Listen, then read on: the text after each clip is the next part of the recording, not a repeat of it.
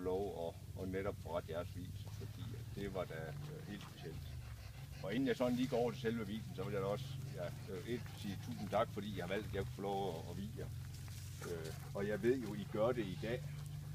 Også fordi, at når I nu gør det på den her stille måde, og vi kun er en lille sluttet kreds indbudt, så er det måske også fordi, I tænker på at holde noget lidt større, eller en fest, eller noget andet på et lidt senere tidspunkt, når tiden og pladsen og alt muligt andet i livet det bliver lidt nemmere og bedre til det. Og derfor har jeg jo lovet, altså jeg må jo reelt ikke fortælle noget, fordi at jeg er jo offentlig i det her spil, så jeg fortæller jo ikke noget til nogen om sådan en sag her. Så det er jo jer, der ligesom bestemmer, og det må I jo så aftale med de øvrige tilstedeværende, om det skal blive ved med at være noget, vi holder for os selv, indtil at de beslutter, hvornår det skal offentliggøres. Jeg vil allerførst, inden jeg byder dig rigtig hjertelig velkommen i familien. Det er jeg helt sikker på, at nu har vi jo heldigvis snart kendt så længe, og vi har glædet os over at se jer to sammen, fordi det synes vi er rigtig dejligt.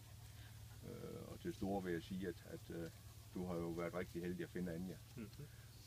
Og I har jo også valgt nu at tilføje familien et nyt medlem med ham, den der lille vidunder, der ligger over ved siden af. Og vi har jo fået at vide, at han skal hedde Andreas også, så Andreas han er jo også en ny del af familien. Og så vil jeg gerne have lov at sige, at med den erfaring og det jeg har, så er det rigtig, rigtig fornuftigt at I to, at I dag vælger at blive gift. Fordi det er den allerbedste måde at sikre hinanden på, og det er den allerbedste måde også at sikre ham, der ligger der over den lille Andreas på.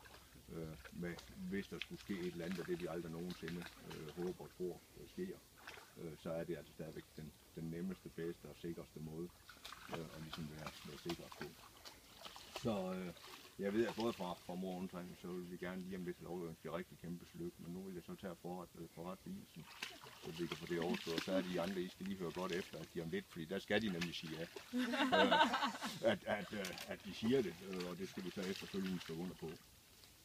Kære brudepar, det er en rigtig stor fornøjelse at møde jer herude på Fussingø og herude i Skovhaven. Og i særdeleshed, når vi så også skal få lov til at holde bryllup. Der er rigtig mange værdinormer, der har ændret sig de senere år. Men et ægteskab, der bygger på gensidig kærlighed, et ægteskab, der bygger på respekt og tolerance, det har stadigvæk en rigtig stor betydning. Både for den enkelte og for det samfund, som vi alle sammen er en del af. Jeg vil ønske for jer, at det ægteskab, som I nu agter at indgå, at det må bygge på sådan nogle normer. Og således, at I sammen kan finde glæder og kræfter til at imødegå de krav, som hverdagen stiller til os alle sammen. Og så har vi sådan lige en lille digt, vi plejer at lægge ved omkring kærligheden. Kærligheden viser tålmodighed og mildhed. Kærligheden misunder ikke. Den brovder ikke. Hovmoder sig ikke. Og den får ingen til at rødme. Den søger ikke sit eget. Ophidser sig ikke.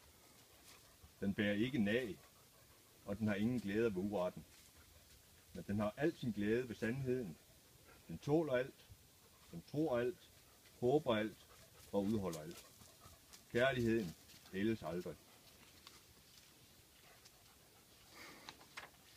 Og så skal jeg først forud for visen, så skal jeg spørge dig, det er jeg måske ikke så meget i tvivl om du er Ole Bryde Christensen. Det er jeg. Og så skal jeg jo lige spørge dig, om du er Anje Ballegård Vestermand. Ja. Og det kan jeg jo nogenlunde rigtig bekræfte. Og da I har oplyst, at I ønsker at indgå ægteskab med hinanden, så skal jeg først spørge dig, Ole Bryde Christensen, vil du have Anja Ballegård Vestermand til din ægtefælle? Ja. Og på samme måde, så skal jeg spørge dig, Anja Ballegård Vestermand, vil du have Ole Bryde Christensen til din ægtefælle? Ja. Og da I har sagt ja til hinanden, så kan jeg hermed erklære jer for at være rette ægtefolk. Og så ønsker jeg alt muligt held ved. Stort tillykke med det begge to. Og så er der noget med, nu har jeg jo fået ringen på, så det er du så ikke. Nej, det kan du ikke komme på. Er det der nu? Og så er der noget med, at når man er blevet gift, så må man altså også godt kysse bruden.